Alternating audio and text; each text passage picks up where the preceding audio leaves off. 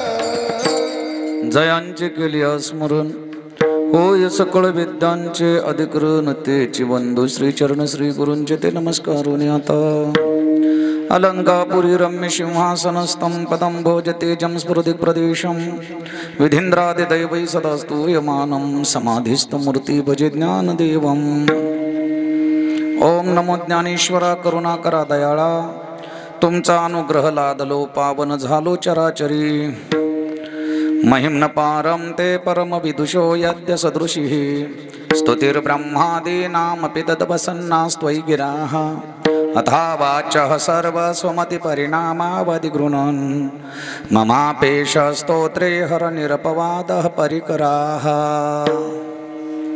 मस्तक माझा पायावरी या वारकरी संतांच्या मनवनी शरण जावे सर्व भावी देवासी तो हा उतरील पार भवदुस्तर नदीचा प्रस्तुत प्राप्त प्रसंगी प्राप्त स्थळी कीर्तन रूपी सेवे करता घेतलेला अभंग जगद्गुरु जगतमान्य वंदनीय पूजनीय आदरणीय देवनिवासी वैराग्याचे निष्ठावंत पुतळे श्रीमंत श्री संत तुकाराम महाराज यांचा उपदेश पर प्रकरणातील सुंदर असा उपदेश करणारा भगवान परमात्म्याची शरणागती स्वतः अनुभूती घेणारा आणि दुसऱ्यांना उपदेश करणारा असा सुंदर चार चरणाचा अभंग आपण सेवेकरता घेतलेला आहे निवडलेला आहे मायबाप तुमच्या पुढे बोलून सुद्धा दाखवलेला आहे विठ्ठल विठ्ठल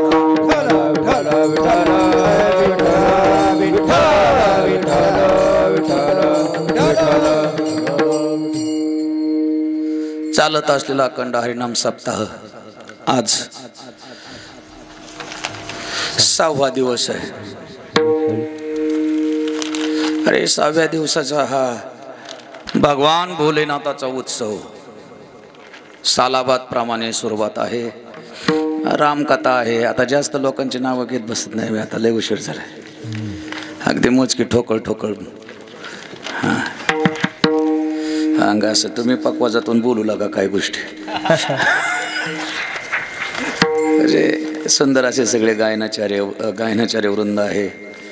मृदंग सम्राट मृदंग अलंकार आमचे योगेश महाराज, सतीश महाराज, समाधान महाराज, हनुमंत महाराज, पवन महाराज, आज बारुडाला उपस्थित असलेली सगळी इराच्या वाडीची आमची सगळी महाराज मंडळी, तुम्ही सगळी उपस्थित श्रोते सज्जन मायबाप, चोपदार बाबा, छत्रपती शिवाजी महाराज आणि सुंदर साऊंड सिस्टीम, विनेकरी बाबा, येणं वाजल्यानंतर लक्षात आलं घ्यावा त्यांचं नाव म्हणून, हे असे सगळे उपस्थित मंडळी. पण आज आपल्या गावामध्ये जी गोष्ट आपल्या हातामध्ये नसते ती एक आज गोष्ट घडलेली आहे. म्हणून इतकं दुःख मानायचं नाही, कारण ती अनिश्चित गोष्ट आहे. मृत्यू हा सर्वांचा असतोच, ज्याचा त्याचा ठरलेला मृत्यू आहे. मी जरी थांबवायचं म्हणलं तरी ते थांबू शकत नाही आहे, किंवा तुम्ही म्हणले तरी थांबू शकत नाही आहे. ज्याचा जो ठरलेला दिवस आहे त्याला त्याच दिवशी, त्याच वेळेमध्ये आणि त्याच क्षणाला जावं लागतं. म्हणून एक दुःखद घटना घडलेली आहे. वैकुंठवासी मच्छिंद्र रामलिंग कोरे हे आज दुपारी त्यांचं काही कारणास्तव निधन झालेलं आहे. म्हणून आपल्या सर्व ग्रामस्थांच्या वतीने, माझ्या वतीने त्यांना प्रथमतः शुभ श्रद्धांजली अर्पित करतो आणि आपल्या नियोजित वेळेमध्ये कीर्तन सेवा करण्याचा या ठिकाणी प्रयत्न करतो. विठ्ठल विठ्ठल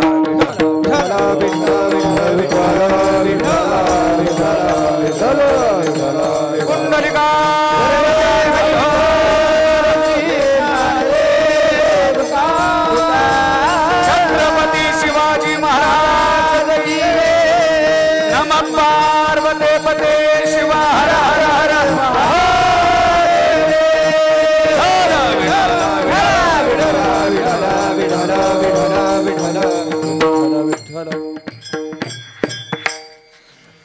का शोक करायचा नाही मृत्यू झाल्यानंतर? त्याचं कारण गीता सांगते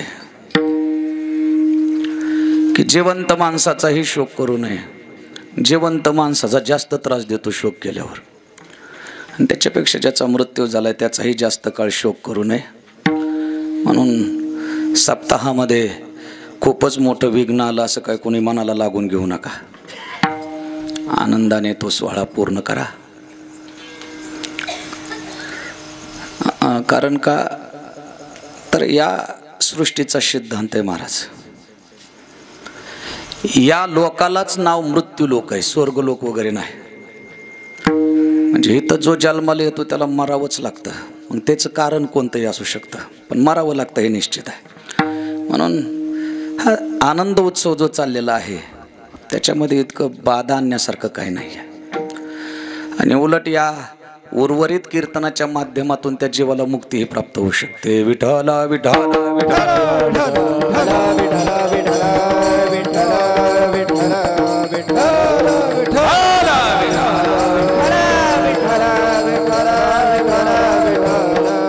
म्हणून असं काही वाटून घेऊ नका ते, कारण सर्वात महत्वाचं मुक्तीचं साधन कीर्तन आहे. जे पूर्वजांचा उद्धार करायचा असेल त्यांच्यासाठी, जे गेले असतील त्यांच्यासाठी कथा, कीर्तन, नामस्मरण. दुःखद घटना घडलेली आहे. पण सृष्टीचा नियम असा आहे की उपजेते नाशे नाशिले पुनरपिदिशे हे घटिका यंत्र आहे, हे चालतच राहत असतं. अलग लक्षामध्ये आज जा मेला, पांजा मेला, कोणाचा नेला, बाप मस्त गेला, देखत देखत नातू पंतू तो हे तैसरी झाला. शोक सभा शोक नाही, परमार्थ हा आनंद जोडत असतो. मायबाप परम आनंद देणारा एकमेव विषय आहे परमार्थ. परमार्थ कशासाठी करायचा हा जर प्रश्न तुमच्या अंतःकरणाला लागलेला असेल तर परमार्थ केवळ परम आनंद उत्पत्तीसाठी परमार्थ असतो. आणि परमार्थ जर सोडून दिला तर बाकीचे सर्व जे विषय आहेत ते फक्त आणि फक्त दुःखाला कारण आहेत. काय बोलतो ते माझं लक्षात येत आहे तुमच्या बोलणं. एवढा मंडप सोडला की बाकीचे सर्व मंडप दुःखालाच कारणीभूत होतात. समाधान महाराज, तुम्ही गेलात का दुसऱ्या मंडपातून? हे तुमचेच आहेत का? मंडप नाही दाखवायचा, प्रगती दाखवायची काय असं आहे ते. कारण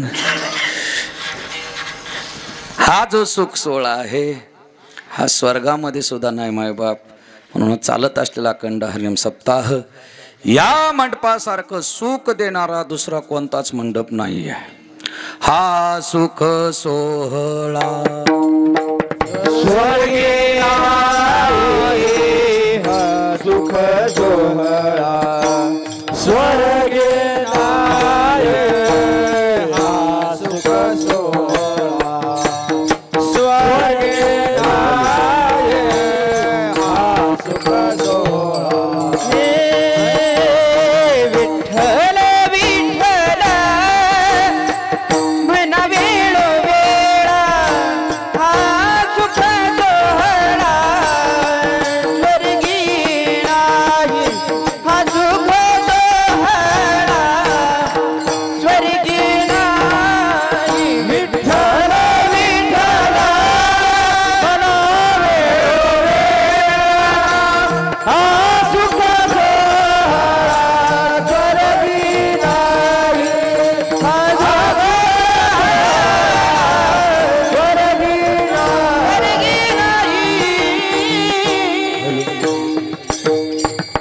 म्हणून सप्ताहामध्ये चाललेला जो कीर्तनाचा सोहळा आहे, आनंद रूपी सोहळा आहे, हा तुम्हाला स्वर्गात सुद्धा उपभोगायला भेटणार नाही. हे इतकं महत्वाचं असतं.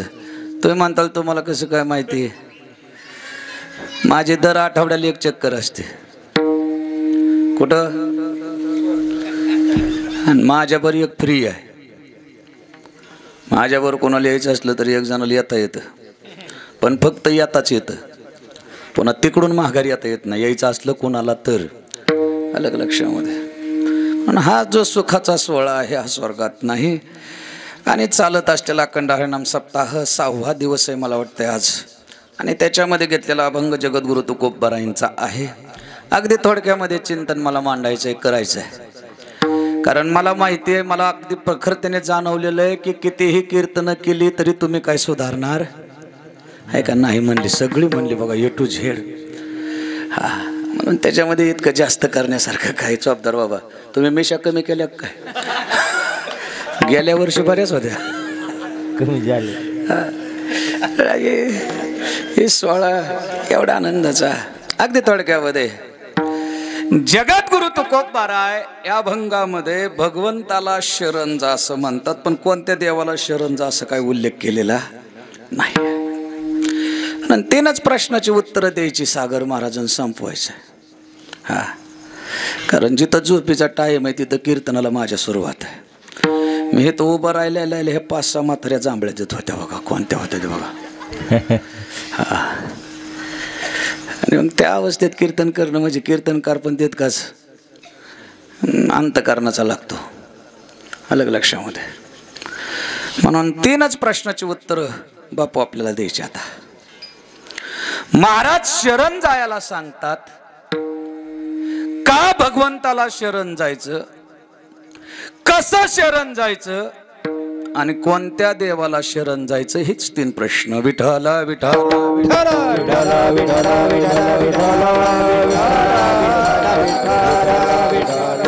का बा भगवंताला शरण जायचं काय कारण आहे? तर त्याचं वास्तविक पाहता 3 कारण महत्वाची कारण आहेत. पहिलं कारण, आपण जो संसार करतो त्या संसारात कुठं सुख नसल्यामुळं कुठं तरी सुख लागल या आशेने भगवंताला शरण जायचं. आहे का बा? संसाराचा जर आपण विचार केला तर संसारात सुख आहे का? माझ्याकडे कशाला बघत हो तुम्ही? तुम्हाला विचारतोय मी, आहे का सुख? किती प्रमाण द्यावी? खूप प्रमाण महाराज संसाराच्या दुःखाबद्दल. संसार दुःख मूळ चहूकडे इंगळ. नुसते इंगळ्यात बघा, चावलेल्या कळत नाहीत, पण वेदना सहन करून तिथंच थांबायची जीवाची इच्छा आहे. दुःख बांधवडी आहे हा संसार, सुखाचा विचार नाही कुठे. लटिका व्यवहार लटिका व्यवहार रोज म्हणायचं पण सोडायचा म्हणायचं रोज उड्या लटिका व्यवहार म्हणायचं पण सोडायचा. अनेक दुःखे सांगू मी किती अनेक दुःखे मी सांगू सकळ संसाराची स्थिती सकळ संसाराची नसा हे पाषाण फुटते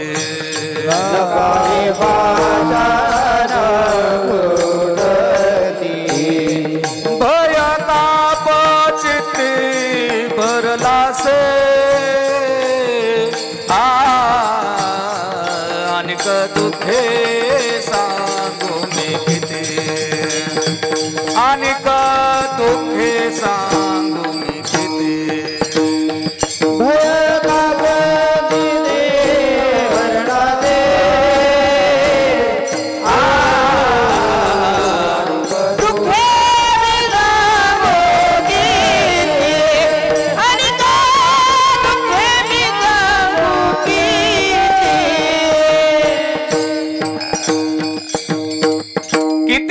सांगावं महाराज संसारातला अनेक दुःखे सांगू मी किती. ज्याला सांगन ती पण दुःखीच असतं महाराज. बघा तुम्हाला वाटतं की त्याच्याकडे लई सुख आहे, काय नसते संसारात. हे सगळं वर पण घ्या हसणं असतं. डोळच दाटून हसायचं वरनं मामा काय चाललंय तात्या लय चांगलं चाललंय, काय डोंबलं चांगलं चाललंय का, काय चांगलं पिंगलं नसतं महाराज. आलं का लक्षामध्ये. हे वरच्या गप्पा असतात. चौपदार खरं सांगा संसारात सुख आहे का दुःख आहे. तुम्ही माझे मी माणूस पारखून काढला बा. आलं लक्षात. सर्व काही दुःख आहे महाराज. सुखाची अपेक्षा काय असतं आपण पाहत असताना लौकिक दृष्टिकोनातून बघत असताना. हे तुम्ही मला गेल्या वर्षी सांगितलं होतं वाटतं. आम्ही दोघं समदुःखीत. समदुःखी याचा अर्थ सुग्रीव आणि राम. सुग्रीवाला वाली येऊन देत नव्हता आणि रामाची रावणाने नेलती. समदुःखीत. पण आम्ही काय कोणाला सांगत नाही. अलग लक्षामध्ये. संसाराचा विचार जर केला तर त्या ठिकाणी तुकोबराय म्हणतात की अनेक दुःखे सांगू मी किती. काय संसारातली दुःख सांगत बसवा महाराज. खूप दुःख आहे. आणि काय नसतं सगळीकडे सारखंच असतं, फक्त दुरून डोंगरे साजरे असतात. मी कीर्तनातून दृष्टांत देत असतो बघा. अलग लक्षामध्ये. छोटा संसार असला तरी दुःख तेच असतं, मध्यम असलं तरी दुःख तेच असतं, आणि किती मोठा असू द्या तरी दुःख बदलत नाही संसारातलं, तेच असतं. याच्यासाठी मी दृष्टांत देत असतो विंचवाचा दृष्टांत. विंचू माहिती का तुम्हाला. चावल्यानंतर काय होतं. ज्ञानोबराय त्याच्यासाठी कोबी खर्च करतात महाराज. विंचवाची या नांगिया जरी करी गुदगुलिया. विंचू चावल्या की गुदगुल्या होतात, आणि ह्या गुदगुल्या दवाखान्यात नीट होत नाही. त्याला मांत्रिक लागतो, आणि तो मी आहे. पण मी मांत्रिक असं आहे की मला दोन्ही जमतं पवन. दोन्ही म्हणजे हा हे महत्वाचं आहे. फक्त तोंड बघून काम असतं. गावातला नास्तिक असला की आधी चढवायचं आणि परत उतरायचं. दोन्ही जमतं आपल्याला. चढवायचं सांगू का उतरायचं सांगू. आधी चढवायचं सांगू काय. नको प्रसिद्धीला जाईल यूट्यूब आहे पुढं. बघ मंत्र फुटायचा माझा म्हणून सांगत नाही. पण ते एक जणांनी विंच गोळा केले आणि ते मुंबईला ऐकायला गेलं. आता लोक काय ऐकत घेतील काय सांगता येत नाही. सक्रातीच्या अगोदर एक शॅम्पू आला गावात आलता. शॅम्पू घ्या शॅम्पू घ्या शॅम्पू घ्या. सगळ्या महिला त्याच्यावर तुटून पडल्या. किती रुपयाला दिला शॅम्पू. तो म्हणला 2 रुपयाला एक पुडी. काय वैशिष्ट्य आहे शॅम्पूचं. म्हणलं एकदा हा शॅम्पू डोक्यात घातल्यानंतर बरीच काय अशी वैशिष्ट्य आहेत. त्यापैकी पहिलं वैशिष्ट्य आहे की तुमच्या डोक्यावरची केस पुन्हा कधीच पांढरी होणार नाहीत. 60 वर्षाच्या पुढच्या म्हाताऱ्या तुटून पडल्या. कुठं एक्स्ट्रा 35 रुपये घालवीत बसता म्हणल्या. केस चमकणार आहेत, केस लांबणार आहेत, एवढी लक्षणं सांगितली. आणि मग त्यातल्या काही म्हाताऱ्यांनी त्याला विचारलं, बाबा हे लावायचा कसा आणि धुवायचा कसा तेवढं सांगा. तेव्हा म्हणला, काय नाही, सोपी गोष्ट आहे. रात्रीच्याला लावायचा आणि सकाळच्याला धुवायचा. काय म्हाताऱ्या खुश होत्या रात्री लावताना महाराज. एका म्हातारीला तर ते शॅम्पू लावल्यावर डोकं बांधायलाच काय सापडाना. तिने साखरेच्या आतली गोती नसती गोणी ती काढली आणि त्याने टकोरं बांधलं. सगळ्याच्या आधी बाथरूम मध्ये गेले. आता बाथरूमचा खेळ तरी काय लय शहाणा राहिलाय का महाराज. मी कथेला असायचो पुण्याला. मला त्या नोकराने आल्यावर सांगितलं बरं का समाधान महाराज. बाथरूम मध्ये घुसल्यावर सांगितलं, महाराज इकडचा नळ फिरवला की गरम पाणी येतं म्हणलं. हेच नळ इकडं फिरवला की गार पाणी येतं. हेच नळ असा वर फिरवला की ते वरचं शावर चालू होतं म्हणला. आणि हेच खाली फिरवलं की खालून गरम पाणी येतं. 3 दिवस प्रयत्न करीत होतो. कुणीकडं फिरवलं तरी आमच्या नशिबाला गारच यायचं कुणीकडून पण. नाही मेळ लागला बाथरूमचा. शेवटी गंगेची यमुनेची व गोदावरी तीच घेतलं. नाही अरे आता पुन्हा विचारायला जावा तर म्हणेन का भागवत सांगतोय पाणी कुठून गरम येतं गार काळाना होय. इज्जतीचा प्रश्न म्हणून नाही गेलो. तसेच केले. ते म्हातारी पहिली घुसली लावलेली. आणि जसा वरचा कागद सोडला तशाच नेम्या अर्ध्या बटा त्याला चिटकून आल्या. शॅम्पू पाहिला, तांब्या घेतला आणि डोक्यावर टाकला. गंगेचे म्हणूस तर इकड्या हातात नेम्या बाटा आणि इकडे नेम्या बाटा. बघता काय माझ्याकडे डोक्यावर केसच राहिला नाही. उद्या साखरात सगळ्यांनी लावलेला गावातल्या बाईच नाही वावसायला मंदिरात. काय घेते काय सांगता येत नाही. ओस पडलं गाव. ते विंचू घेऊन गेलं तर विकायला. विंचू घ्या विंचू घ्या विंचू घ्या. त्या शहरातल्या बाया आल्या आणि पंजावर उभं राहून इचू बघायला लागल्या. बाबा ते लहान पिलू केवढ्याला दिलं म्हणलं 10,000 रुपयाला. त्याच्यापेक्षा मध्यम साईजचं म्हणलं 10,000 रुपये. आणि ते मोठा बेडकासारखं दिसतंय त्याची काय किंमत सांगितली. म्हणलं त्याची किंमत 10,000 आहे मावशी. ते म्हणले तुझ्या डोक्यात फरक पडला काय. म्हणलं झालं काय. लहान पिलू 10,000 आला, मध्यम 10,000 आला आणि मोठा सुद्धा 10,000 आला. असं कसं काय.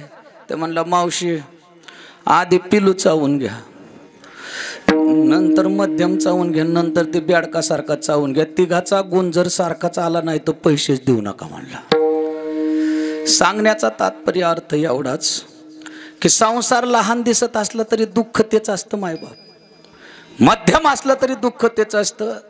आणि रावणा इतका मोठा जरी संसार असला, रावणाचं नाव घ्यावं लागतं संसारासाठी. पवन महाराज किती बायका होत्या त्याला.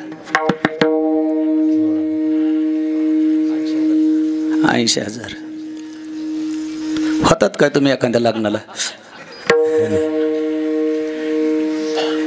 आपण नव्हतंच त्यावेळेस, पण आपलं गोखायचं शास्त्र म्हणेल ते सांडावे. आणि 7 कोटी घरं सोन्याची होती, शुद्ध कांचनाची 7 कोटी. आपली अर्ध्या तोळ्याच्या अंगठी लग्नात उड्या मारते.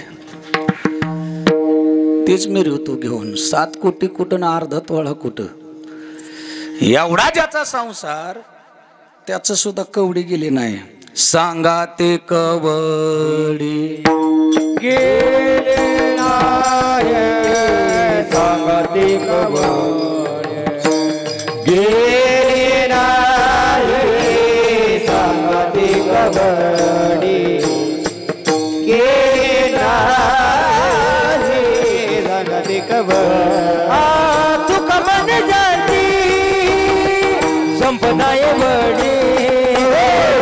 तुका मन जाती संपदाय वडी. तुका मन जाती संपदाय वडी. तुका मन जाती संपदाय वडी. संपदाय वडी.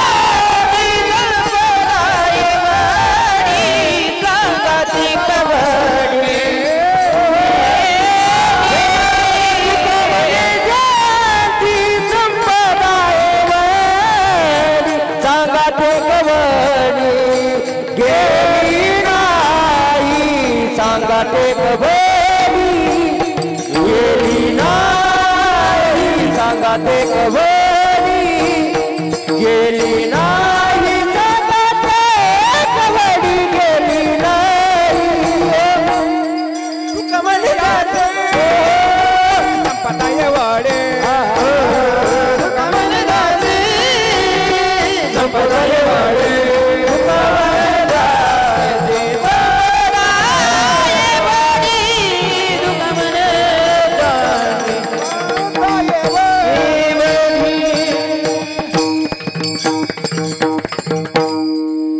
तुका म्हणे ज्याची संपदा एवढी सांगा. कोणाला विचारतात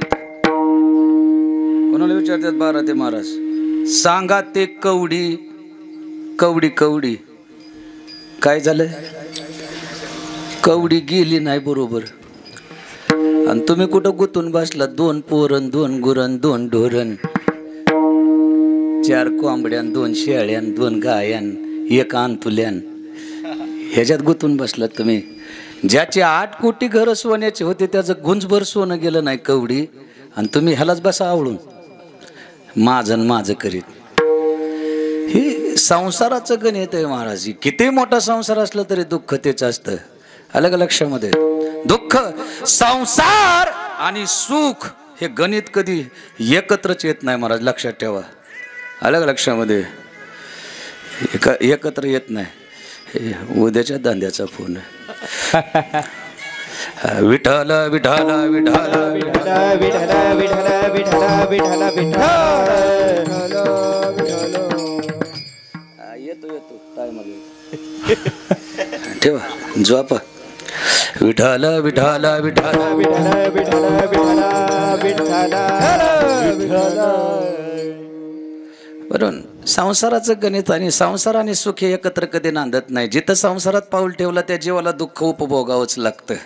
पण त्यामध्ये सुद्धा एक गोष्ट चांगली आहे की थोडं सुख आहे थोडं आहे थोडं सुख पाहता जवा पडी दुःख पर्वत. आणि मग हे सुखा एवढं का होईना सुख घ्यायचं असेल जावसा एवढं का होईना सुख घ्यायचं असेल तर काय करावं लागेल त्या भगवान परमात्म्याला शरण जावं लागेल. त्याच्याशिवाय प्राप्त होत. आणि म्हणून या हा पहिला मुद्दा संपला. का शरण जायचं त्या भगवान परमात्मेत का सामर्थ्यशाली जगात दुसरा त्याच्यासारखा खुदी नाही महाराज. सांगू का प्रसंग तुम्हाला सांगा म्हणलं तर सांगतो. एक असतो सांगून एक असतो नको सांगू.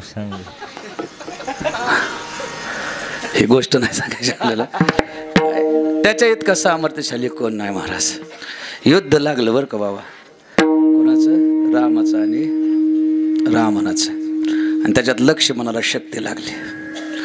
लक्ष्मण असा प्रभू रामचंद्रांच्या मांडीवर आहे. प्रभू रामचंद्र रडतायत. आता पाठीमागात जाऊन कसं काय त्या ठिकाणी अयोध्येमध्ये तोंड दाखवू की राम जिवंत असताना लक्ष्मण मरतोय. हनुमंतरायाला बोलवलं महाराज. हनुमंतरायांकडे सगळे गुण आहेत. बुद्धिमताम वरिष्ठम आणि बल म्हटलं तर त्याच्या एवढा शक्तिमान दुसरा कोणी नाही. रामा रडू नको म्हणले. मला माहिती आहे मी मागच्या वेळेस आलतो त्यावेळेस ह्या लंकेमध्ये एक MBBS MD डॉक्टर आहे म्हणले त्याला घेऊन आलो. आता लगेच डायरेक्ट गेला. काय त्याचं नाव सुषेण वैद्य. हा मला आठवत नव्हतं म्हणूनच तुम्हाला विचारलं. तर सुषेणाच्या तिथं हनुमंतराय गेले. डॉक्टर साहेब पाया पडतो तुमच्या. लक्ष्मण खूपच आजारी तुम्हाला यावं लागतंय बाण लागलेत. म्हणलं तू कोण आहे. म्हणला मी रामाचा सेवक आहे. रामाचं नाव घेतलं की त्याने दवाखान्याचं दार बंद केलं. डॉक्टर हो तसं नका ना करू या की एवढ्याच वेळेस चला फक्त. विनंती केली हनुमंतरायाने 2-3 वेळा. नाही ऐकलं त्याने. हनुमंतरायाने काय केलं त्यांचा जोर दाखवायला सुरुवात केला. डॉक्टर येतं का कसं. मला जमणार नाही. मी रावणाचा स्पेशल आहे. रामाचं म्हणल्यावर माझं त्यांचं जमणार नाही.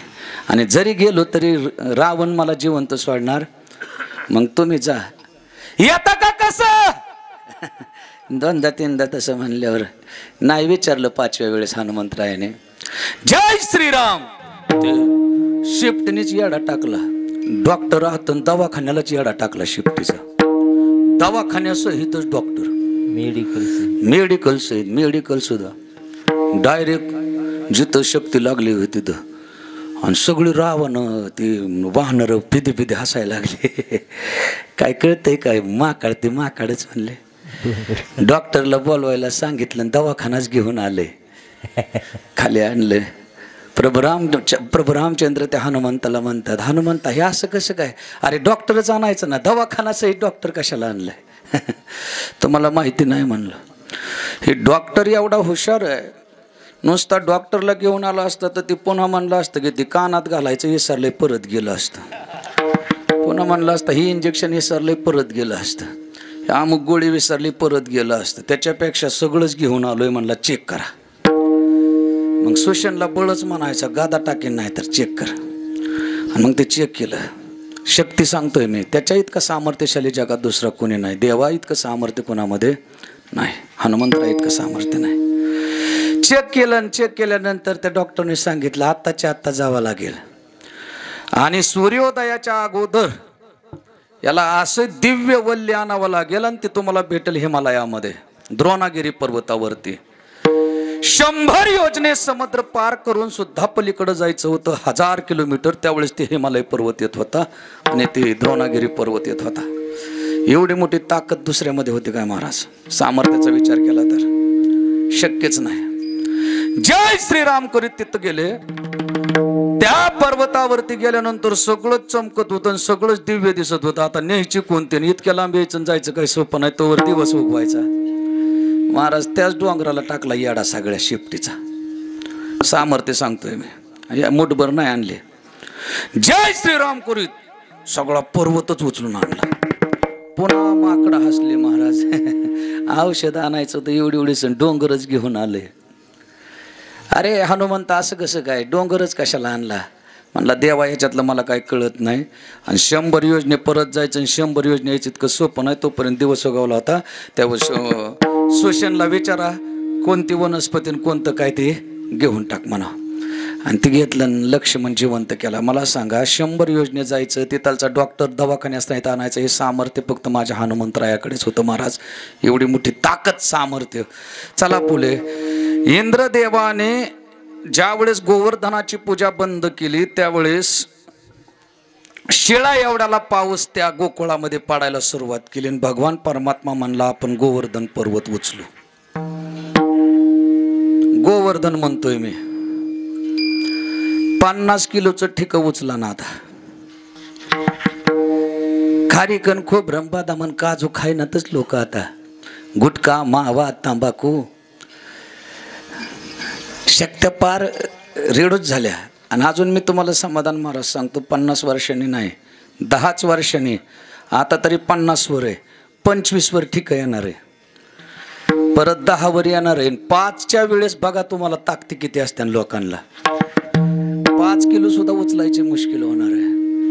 माझ्या भगवान परमात्म्याने ज्यावेळेस गोवर्धन पर्वत उचलायचा होता सगळ्या गोकुळवासियांचं रक्षण करायचं होतं त्यावेळेस फक्त एका करंगळीवरती गोवर्धन पर्वत उचलला महाराज. हे काय सामर्थ्य आपलंय का. भगवान परमात्म्याचं सामर्थ्य. किती वर्णन करावं महाराज या सामर्थ्याचं. म्हणून का भगवंताला शरण जायचं याचं दुसरं कारण आहे की त्याच्या एवढा सामर्थ्यशाली जगात दुसरा कोणी नाही म्हणून त्याला शरण जायचं. त्याच्या एवढा नाही महाराज बरं का. आणि चतुर्थ तुम्ही म्हणताल तर तो चतुराचा कोण आहे. शिरोमणी. चतुरात शिरोमणी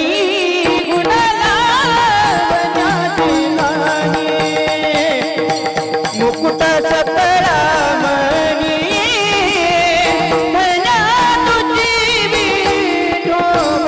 चतुरा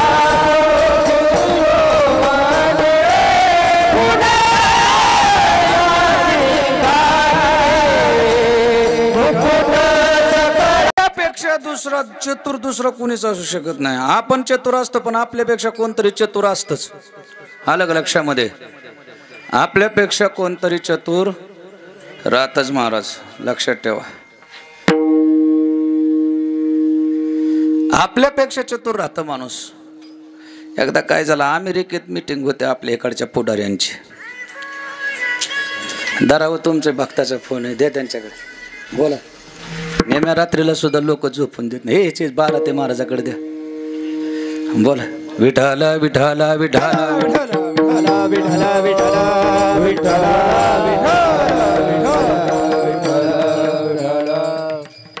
आणि तुम्ही म्हणता की महाराज लय सुखी असतात. अहो नेम्या रात्रीपर्यंत चालू असतं, आलं का लक्षात. आणि काय नाही, फक्त प्रपंचातल्या अडचणी. महाराज गाय यायला झाली, आण तुला होईन का कालवड होईन, आता ही पण सांगायचं का. काय कसले कारण. खालीच मोबाईल. ते का भगवंताला तो चतुर आहे. इकडचे पुढारी अमेरिकेत गेले, सभा होते महाराज. आता अमेरिकेत सभा होते म्हणल्यावर तिथं काय आपल्यासारखे अल्युमिनियमची भांडी, स्टीलची भांडी होती काय. तेव्हा नाश्ता करायला सोन्याच्या प्लेटी, 5-5 तोळ्याची प्लेट सोन्याची, 2-2 तोळ्याचं चमचे सोन्याचं. आणि आपल्याकडचं पुढारी होतं ते मोठालं चमचे बघितल्यावर त्यांचं डोळंच फिरलं. आणि पुढाऱ्यांनी विचार केला की ह्यातलं 1-2 तरी भारतात नेल्याशिवाय राहत नाही, तेव्हाच मला खरा पुढारी म्हणून घेईन. मग कसा न्यायचा हा विचार करायला लागला. आणि एकाला लय विनोद करायची सवय होती महाराज, अति विनोद करायची सवय होती. तो म्हणला मी विनोदाच्या माध्यमातून सगळ्याला हसायला लावीन, आणि लक्ष दुर्लक्ष झाले की 2-4 चमचे खिशात घालून जाईन घेऊन. विनोद करायला सुरुवात केली, विनोदावर विनोदावर पोट धरू हसायला लागली. बाकीचे खाली खाली पडले, आणि सगळे पोट धरून खाली पडून हसण्याच्या छंदामध्ये त्यांना वाटलं की आता सगळे पांगलेत. 2-4 चमचे त्या प्लेटला शिल्लक होतं, ते घेतलं आणि घातलं कोटच्या खिशात. पोटाऱ्याने कोट घातला पाहिजे, बरंच काही नाही आता येतं आणता येतं. महाराजांनी एक कोट घातला पाहिजे, त्याच्याशिवाय महाराजच ओळखू येत नाहीत. म्हणजे बाजूला दिसतो महाराज असा असतो. ते 4-5 चमचे घातल्यावरती चमचे शेवटचा घालताना दुसऱ्या पोटाऱ्याने हसता हसता बघितला. तेव्हा म्हणला तुझं चमचे काढलं नाही तर मला सुद्धा पोटारीच म्हणतात म्हणला. सगळी बसली अशी. किती चतुर असू द्या, आपल्यापेक्षा दुसरा चतुर कोणतरी निघतोच. सगळे जेवायला बसल्यानंतर नाश्ता करत असताना अचानक त्याच्या पुढाऱ्याने पाहिलं होतं. त्यांनी सांगितलं मला जादू जमते म्हणला. ह्याला जसं हसवायला जमतं तशी मला जादू जमते म्हणला. म्हणले कशी काय. म्हणला 10-12 चमचे माझ्याकडे आणा सोन्याचा. आणि सोन्याचा चमचा आणून दिले होते. म्हणला हे चमचा जर मी माझ्या खिशात घातला तर त्याच्या खिशात निघतो का नाही बघा. लय चतुर. मग हा एक चमचा घ्यायचा आणि ह्याच्या खिशात घालायचा आणि लगेच त्याच्या खिशात निघायचा. आणि त्याला आता काढावंच लागेल, पर्याय नव्हता. अलग लक्षात, कारण घातलेच होते. किती चतुराई दाखवली तर त्याच्या इतका चतुर नाही महाराज. महाभारतातलं युद्ध संपत आलं होतं, दुर्योधन शिल्लक राहिला. गांधारी म्हटले दुर्योधना इकडे ये बाळा, एक तरी माझा जिवंत राहावा ही माझी अपेक्षा आहे. जसं लग्न झालं तशी माझ्या डोळ्यावर ही पट्टी आहे. माझ्या डोळ्यात एवढी दिव्य शक्ती आहे, एवढी ताकद आहे की तुझं संपूर्ण देह वज्रदेही बनवण्याची ताकद डोळ्यात आहे. फक्त काय कर, यमुना मैयाच्या काठावरती जा, स्नान कर आणि माझ्याकडे नग्न अवस्थेमध्ये ये. देवा एवढा चतुर दुसरा कोण आहे महाराज. या आंघोळीला गेलं, नग्न झालं, चालायला सुरुवात केली. भगवान आले. जय हरी जय हरी. ब्राह्मणाचं रूप धारण केलेलं होतं. अरे असल्या अवस्थेत दुर्योधन कुठं निघाला. आईकडे निघालोय. अरे लहानपण वेगळं असतं रे, असल्या याच्यात जाणं काही योग्य नाही. म्हणून जरा हे सगळं गुप्त लिंग तरी झाकून जा म्हणून सांगितलं.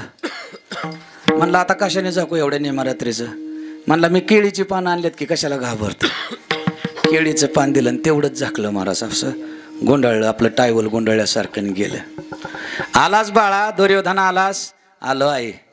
उघडू का डोळे. उघड आहे. आणि उघडू का डोळे म्हणल्यानंतर तिने डोळे उघडले महाराज. वरून सुरुवात केली दिव्य बनवण्यासाठी, वज्रदेही बनवण्यासाठी. कमरवरती त्याची दृष्टी पडली त्या आईची, गांधारीची. आणि तिने डोक्याला हात लावला आणि डोक्यावर असं हाणून घेतलं. दुर्योधना काय केलंस तू हे. काय झालं आई. अरे तुला मी संपूर्ण नग्न अवस्थेत म्हटलं होतं. हे केळीचं पान तुला दिलं कुणी. म्हणलं एक ब्राह्मण भेटला होता. डोक्याला हाणून घेतलं. म्हणले तो ब्राह्मण नव्हता.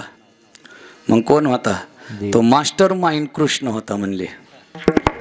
आणि आता जगातलं तुला कुणीच वाचू शकत नाही, कारण कृष्णाने तुला हे युक्ती दिलेली आहे, तू निश्चित युद्धात मारणार. मला सांगा, नेम्या रात्रीचं हे कोणाच्या तरी ध्यानात आलं असतं का चोपदार, की असं केलं पाहिजे?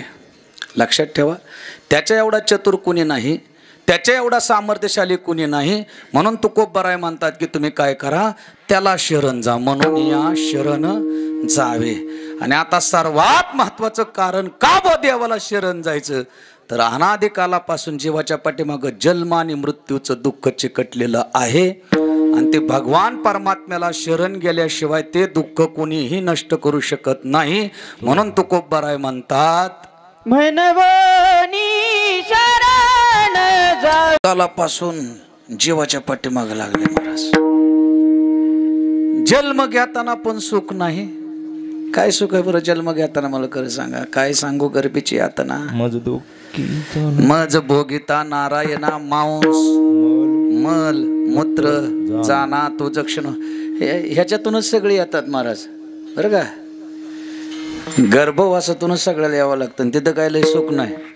9 महिने 9 दिवस तिथं थांबावं लागतं. थांबावं लागतं ना, तुमच्याकडे तेवढंच थांबावं लागतं का जास्त दिवस घेतोय कोणी? एखादा आहे काय शुक महाराजाची आई आहे का एखादी इथं या गावात? ब्राह्मणाचं पोरी एक खेळाशी भ्यालं, 12 वर्ष लपालं रे, देखत देखत कापत कापत नागवेची पळून गेले रे. असलं नाही ना कोणी इथं. 9 महिने 9 दिवस त्या पोटात राहतंय महाराज. गर्भवासाचं दुःख सांगतोय. गर्भवासाचं दुःख गाड कोणा पुढं सांगावं. मृत्यू लोकी सुखाची कहाणी ऐकेल. मातेची या उदर कोहरी, पचोनी विष्टेच्या दातरी, उकडोनी 9 मासवरी. बटाटे उकाळल्यासारखं त्या गर्भात उकडावं लागतं. आणि महाराज आई जर चटक्याची असेल ना, चटकदार आई जर असेल ना, ती गर्भवती माता, मिरचीचा ठ्यासा खाणारी, हिरव्या मिरच्या काढणारी, त्याचं तर लय वारटतंय बघा ते आतून. हे आई, अग तिळाचं लाडू खा, गुळाचं शेंगदाण्याचं लाडू खा. मिरच्याच कुठून खायला लागली? माझी आग होती ग आतमध्ये, नाही सांगता येत महाराज. हे गर्भवासाचं दुःख खूप मोठं जीवाच्या पाठीमागं अनादिकालापासून लागलेलं आहे. त्याच्यापेक्षा 1000 पटीने मृत्यूचं दुःख आहे. मरत असताना, मृत्यू होत असताना, जीव देह सोडत असताना त्या जीवाला होणारं दुःख 1000 पटीने जास्त आहे. माझ्यावर जर तुमचा विश्वास नसेल, तुम्ही ऐकणाऱ्या सगळ्यांचा, तर एकदा फक्त मरून बघा. खूप दुःखमय. आणि हे दुःख आपल्याला टाळायचं असेल तर तुकोबराय म्हणतात की त्या भगवंताला शरण जा. त्याला गेल्याशिवाय हे दुःख टळत नाही. भगवंताला शरण गेल्याशिवाय हे दुःख टळतच नाही, संपत नाही. म्हणून पहिला शब्द घातला मनवुनी. हे खूप महत्वाचा शब्द आहे बरं का दादा. मनवुनी, परंतु, तर, हे शब्द खूप महत्वाचे असतात. सांगू का तुम्हाला किती महत्वाचे असतात? तुमच्या गावातली एक लग्नाची बैठक शेजारच्या गावात गेली. समजा येरमाळ्याला लावा, येरमाळ्याला गेले आणि त्याच्यात एक म्हातारा माणूस होता बैठकीमध्ये. आणि मग त्या बैठकीत प्रश्न करायला सुरुवात केली. मुलगा बघायला गेलेली बैठक आता तर जातच नाही, बैठकीच बंद झाल्या आता. मग उगाच कुंभात गर्दी वाढली. काय 50 कोटी कुठून आले ते? सगळी तिकडच आली. 40च्या पुढून 50च्या आतली ज्याची जमत नाही त्यांनी बऱ्याच जणांनी दीक्षा घेतली माझ्याकडून. बस म्हणले असताना आता कुठं फिरत बसावं, मेळच लागा ना कुठं. म्हणून जन्म आणि मृत्यूचं दुःख टाळण्यासाठी भगवंताला शरण गेलं पाहिजे, गेलंच पाहिजे शरण. तो भगवान परमात्मा सुद्धा आश्वासन देतो महाराज, सर्व धर्मान परित्यज्य माम एकम शरणम व्रज अहम त्वा सर्व पापेभ्यो मोक्षयिष्यामि मा शुचः तया अहम वाचा चित्तांग देवनिया शरणरिघ. अहम वाचा चित्त हे सगळं देऊन शरण जायचं असतं. अहंकार टाकायचा असतो, चित्त सगळं तन मन धनाने भगवंताची शरणागती पत्करावी लागते. म्हणून ते गेली लग्न जमवायला. आणि लग्न जमवायला गेल्यावर त्या म्हाताऱ्याने विचारायला सुरुवात केली, मुलाला जमीन किती आहे? पहिला प्रश्न, मुलाला किती जमीन आहे? ते म्हणले 100 एकर जमीन आहे. परंतु हे परंतु लय घातक. परंतु काय म्हणला 99 एकर वहीत पडी काही 1 एकर वहीत आहे. हे परंतु जोडतंय तिथं.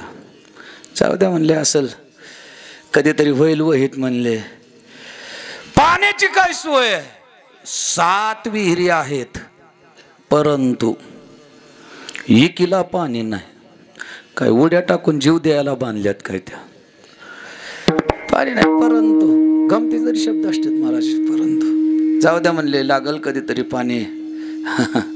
मुलाला घरदार कसं आहे? 2 बंगले आहेत, परंतु गावातला पडायला झालाय आणि शहरातला भाड्याचा आहे. हे परंतु जोडतं महाराज. ते म्हणले जाऊ द्या, बाकीचं सगळं काय विचारायचंच नाही. मुलगा कसा काय? म्हणले मुलाचं तर काय वर्णन करावं. म्हणले राजस सुकुमार. हे फक्त ते देवाला शोभतं, बाकीचे सगळे राजस सुकुमार कोणी नाही. म्हणून घ्यायचं फक्त. अलग लक्षात. मुलाचं काय वर्णन करावा? 5.5 फूट उंची आहे, सडपातळ बांधा, क्लास 1 ऑफिसर आहे, 1.5 लाख रुपये पगार आहे, सत्वगुणी आहे. सगळं परंतु म्हणजे सगळं वर्णन केलं. परंतु गोरा गोमटा आहे. परंतु परंतु काय? मुलाला 1 डोळा नाही, बकरीचा बशिवलेला आहे. परंतु शब्द ते जोडलं जातं. म्हणून मनवुनी हा शब्द खूप महत्वाचा आहे चिंतनासाठी. मनवुनी शरण जावे. का शरण जायचं? तो हा उतरील पार. मनवुनी शरण जावे. का शरण जायचं? बहु आहे करुणावंत. मनवुनी शरण जावे. का शरण जायचं? तुका मने साक्षी आले, मनोनी शरण जावे. इथपर्यंत तीर्थ विठाला विठाला विठाला विठाला विठाला विठाला विठाला विठाला विठाला. सुंदर चिंतन मांडत असताना पहिला प्रश्न आपला संपलेला आहे. दुसरा प्रश्न कसं शरण जायचं? तर सर्व भावे, सर्व भावयुक्त शरण जायचं. आपण शरण जातो पण 100% समर्पित होऊन नाही जात. काहीतरी ठेवतो मनामध्ये महाराज. जे 100% शरण जातात त्यांचा निश्चित उद्धार होत असतो. समर्पित भावना पाहिजे. मग याच्यामध्ये समर्पित भावना म्हणजे काय? देह जाओ अथवा राहो. देह गेला तरी चालेल किंवा राहिला तरी चालेल, पण पांडुरंगी दृढ भाव चरण न सोडी सर्वथा. याला सर्व भावाने शरण जायचं म्हणतात. आपला भावच टिकून राहत नाही महाराज. भाव टिकून राहत नाही, त्याच्यामुळे आपल्याला कोणी भाव पण देत नाही. भावच टिकून राहत नाही. एक जणांनी 4 धामच्या यात्रा केल्या बघा. लय मोठं देव गोळा केलं भलतच. तुमच्या देवाऱ्यावर जेवढे देव नसतील तिथे त्याचे 2 देवारे. त्यांनी आपल्या त्या राम नावाच्या पोराला सांगितलं, ए रामो